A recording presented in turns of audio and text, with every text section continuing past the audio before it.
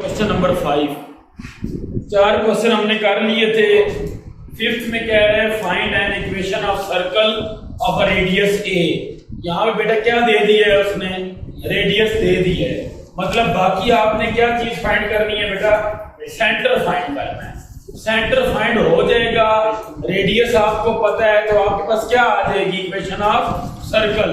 लेकिन इसमें जो बेटा लुत्फानंदोज बात है वो जरा सुने। कहते हैं कि find an equation of circle of a radius A and lying in the second quadrant. तो आपका सर्कल किधर लाई कर रहे हैं, सेकंड क्वाड्रेंट में। मतलब हमें क्वाड्रेंट यहाँ पे बनाने पड़ेंगे। ये बेटा आपके पास फर्स्ट क्वाड्रेंट है, ये सेकंड है, ये थर्ड है और ये फोर्थ है। First, second, third and fourth. अच्छा, फिर क्या कह रहे हैं, आपका सर्कल किधर लाई कर रहे हैं, सेकंड में। अब सुनिए बेटा, सेकंड क्वाड्रेंट में लाई करने के इनफिनिट तरीके हैं। ये भी सेकंड में है, ये भी सेकंड में है, इधर भी सेकंड में है, सेकंड में हर जगह सेकंड में है। लेकिन ऐसा नहीं, पूरा जुमला सुनिए। कहते हैं lying in the second quadrant such that it is tangent to both the axis. मतलब कि आपके पास जो सर्कल है उस पर जो टेंजेंट है वो दोनों के हैं, एक्सिस है। ये देखिए, ये सर्कल किस में है बेटा, सेकंड में है या नहीं, है ना। लेकिन हमें ये सर्कल चाहिए ही नहीं, हमें ऐसा सर्कल चाहिए जिसमें एक्स एक्सिस भी टेंजेंट हो उस पर,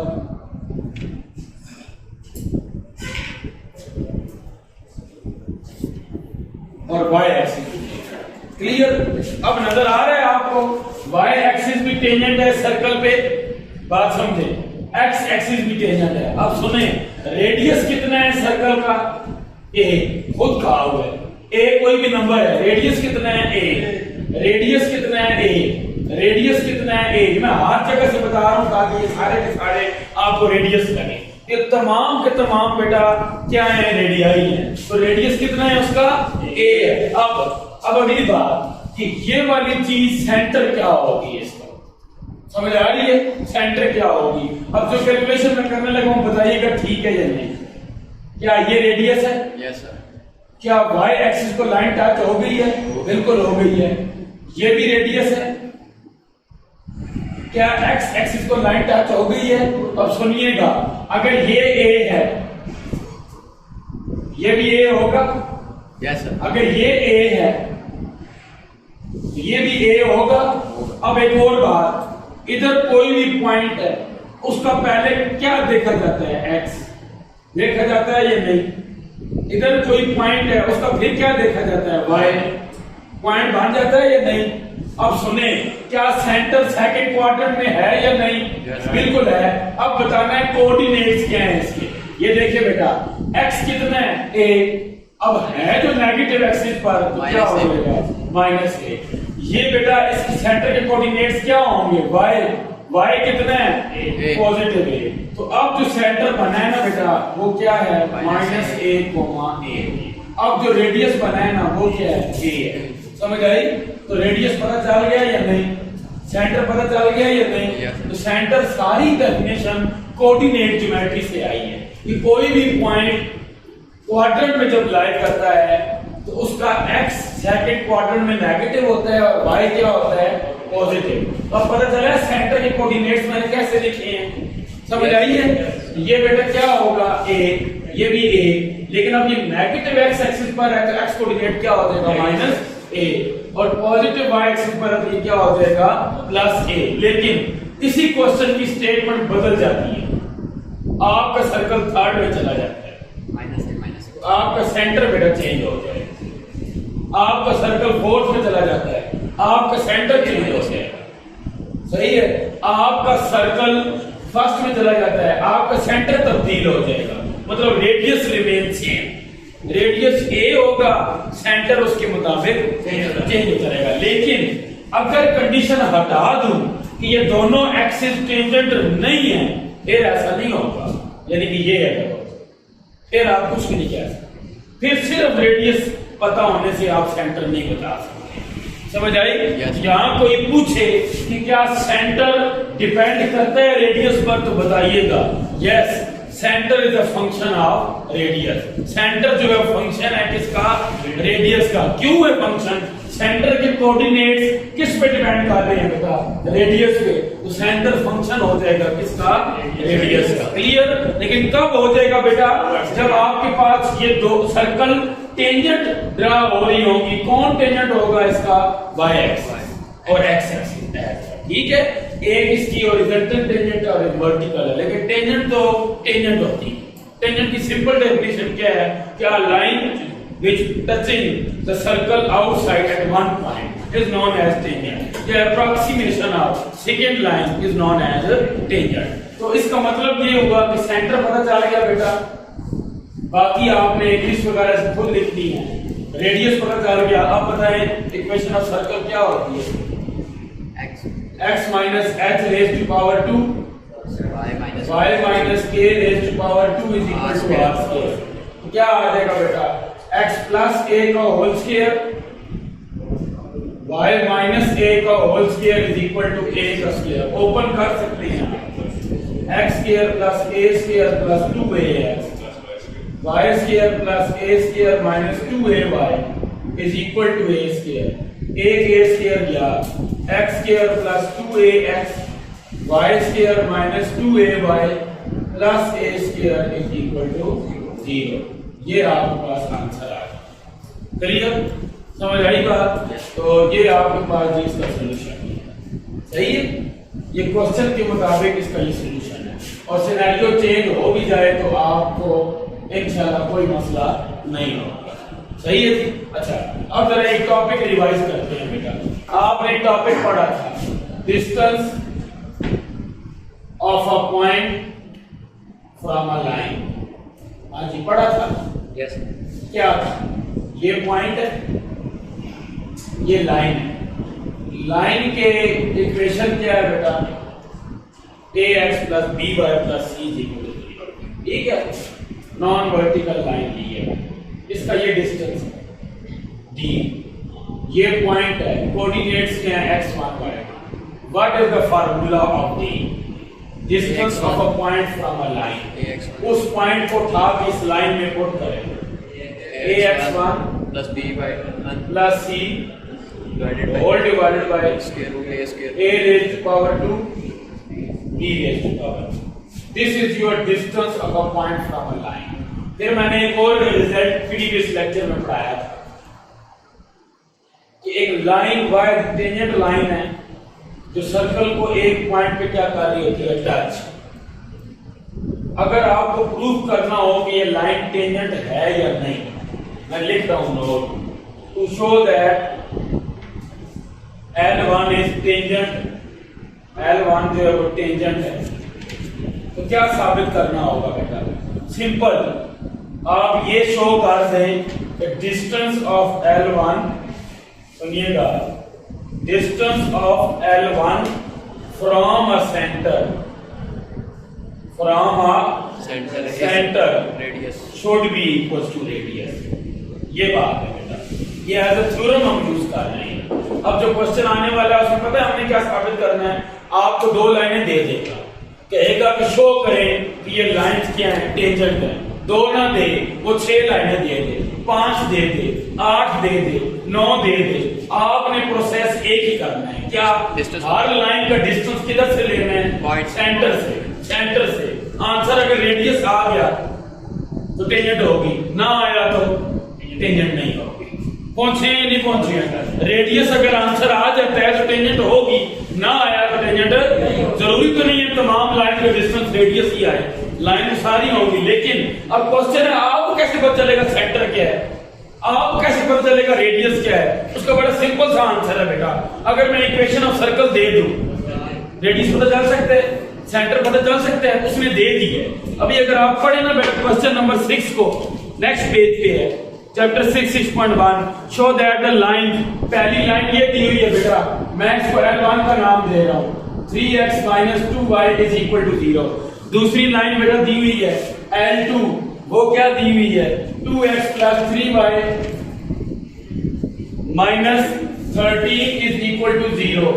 नेक्स्ट आ जाते हैं, क्या सर्कल की इक्वेशन है, उसको नाम मैं S दे रहा हूं, S से मुराद सर्कल में ले रहा हूं x square plus y square, हाँ जी बेटा, प्लस 6x माइनस 4y इज इक्वल टू 0। ये ले, हाँ जी, कहां से एक बात पता चल रही है, चेक करना है कि ये टेंजेंट है या नहीं, और चेक करना है ये टेंजेंट है या नहीं।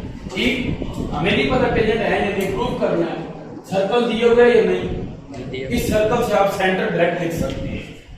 आपका जी क्या है 3, सही लिखा है, आपका एफ क्या है -2, और आपका सी क्या है 0।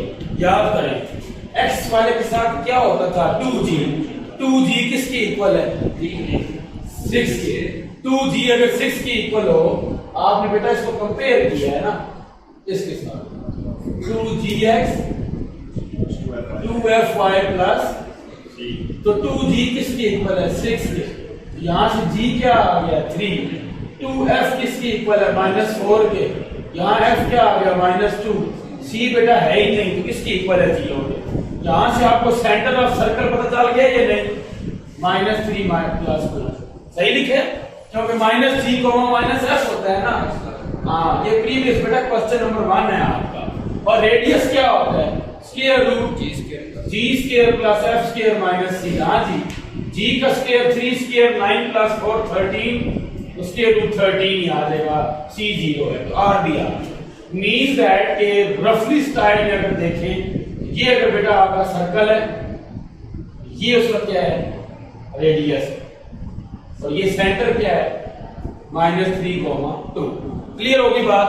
अब हमें नहीं पता कि ये लाइन टेंजेंट्स हैं या नहीं, और ड्रा भी नहीं करनी, विदाउट ड्रा हम बता सकते हैं। देखिए ये जो लाइन है, हम इतनी इंफॉर्मेशन दे सकते हैं कि ये लाइन ओरिजिन से पास हो रही है।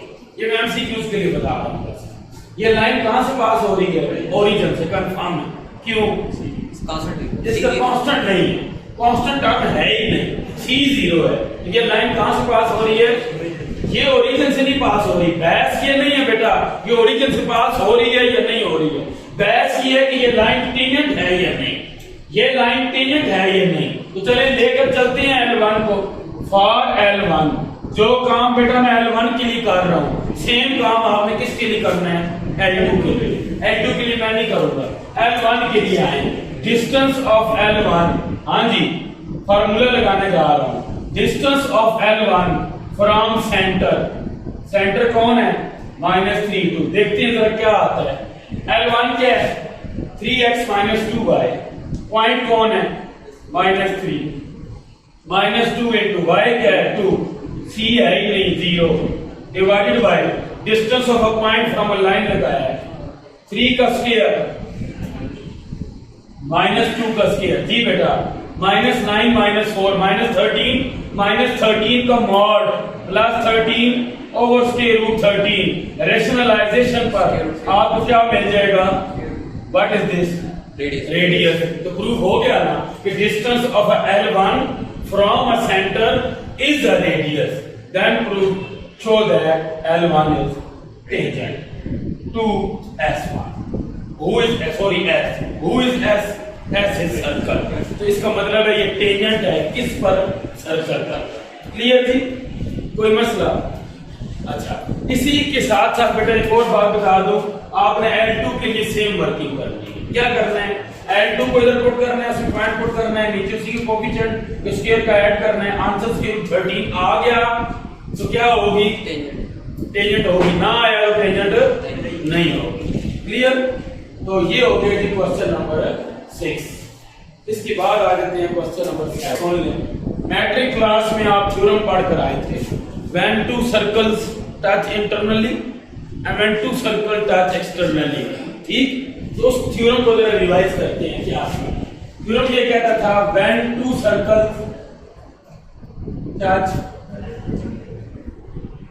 externally, externally touch कर रहे हैं, तो ग्राफ क्या कहता है, ये कहीं लिखा हुआ सेम सर्कल है, डिफरेंट रेडियाई के भी हो, ये सर्कल कैसे टच कर रहे हैं। हाँ, इसी से अगला थ्योरम थे कॉमन टेंजेंट्स के लिए। ठीक, फिर और कॉमन टेंजेंट्स का निकालो।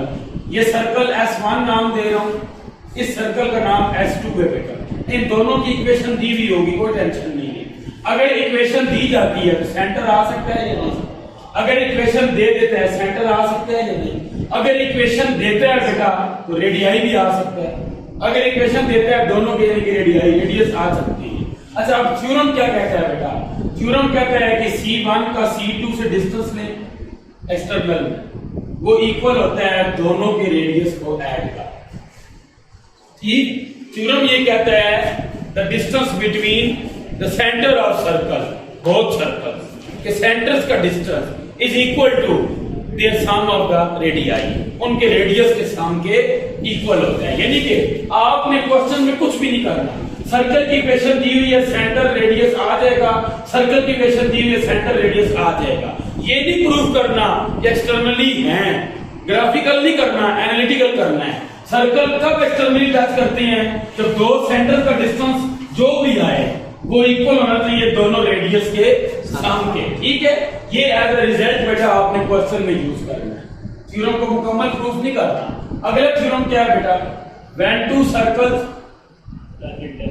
हाँ जी, when two circles touch internally, वो बेटा शेप वाइज कैसे होंगे? फॉर एग्जांपल ये है, ठीक है, और इसी में एक और ले लेते हैं ये। अब ये एक सर्कल S2 है छोटे वाला, ये एक सर्कल S1, इसका सेंटर बेटा C1 नाम दे देता हूं, इसका सेंटर C2, इसका रेडियस R2 आएगा और इसका रेडियस R1 आएगा। ठीक, अब जरा देखिए इसके लिए क्या है? C1 का C2 से डिस्टेंस किसके इक्वल होना चाहिए? R2 minus R1। इस झंझट से जान छुड़ानी है कि R1 माइनस R2 मॉड लेगा बात है। अब पता तो नहीं है ना बड़ा कौन है, हाँ वो पता तो चल सकता है, जब R2 भी आ जाएगा R1 पता चल जाएगा, लेकिन आप छोड़े, याद में रखना पड़े, आप R1 माइनस R2 मॉड कर दें या R2 minus R1 mod, mod में कोई फर्क नहीं पड़ता। रीजन बेटा रियल नंबर्स के लिए A minus B mod equal होता है B माइनस A मॉड, इससे कोई फर्क नहीं पड़ता। इस कंसेप्ट को जरा आप क्वेश्चन 7-8 में यूज करते हैं तो आपको क्वेश्चन काफी आसान लगेंगे। तो 7 में आ जाते हैं बेटा, क्वेश्चन नंबर 7 में क्या कहता है जी राइटर? क्वेश्चन नंबर 7 में लिखते हैं शो दैट द सर्कल्स, पहला सर्कल बोले हैं नाम बेटा x1 क्या है जी? x square plus y square 2x minus 2y जी, बस है जी मान है, बताइएगा ठीक लिख रहा हूं या नहीं? f माइनस 1 है, c माइनस 7 है, ठीक लिखे है? तो बेटा C1 सेंटर नाम दे रहा हूं -1, रेडियस मैं डायरेक्ट फाइंड कर रहा हूं R1 नाम दे रहा हूं, 1 का स्क्वायर माइनस 1 का स्क्वायर 2 प्लस 7 9 मीन 3, R1 आ गया, R1 भी आ गया और C1 भी आ गया। चलिए S2 कैसे से बोले बेटा? x square plus y square plus 6x minus 6x plus 4y जी। इसमें बेटा g जो है -3 है, -9 ठीक है, और f जो है वो 2 है और c जो है -9 है जी बेटा। C2 -d minus f 3 minus 2।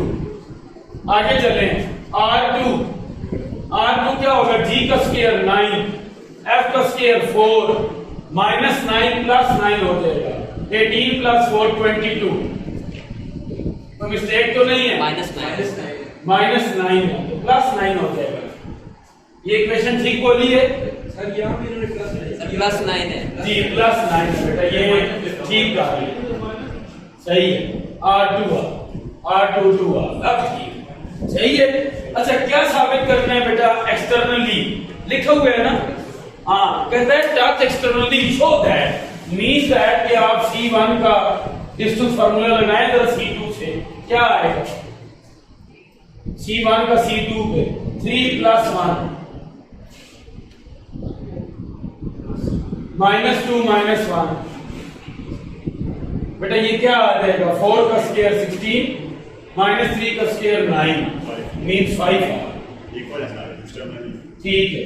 अब R1 को R2 में ऐड करें, 2 3 प्लस 2 5, तो means that the distance between centre is equal to sum of radii of both the circle. This proves that S1 and S2 touch externally.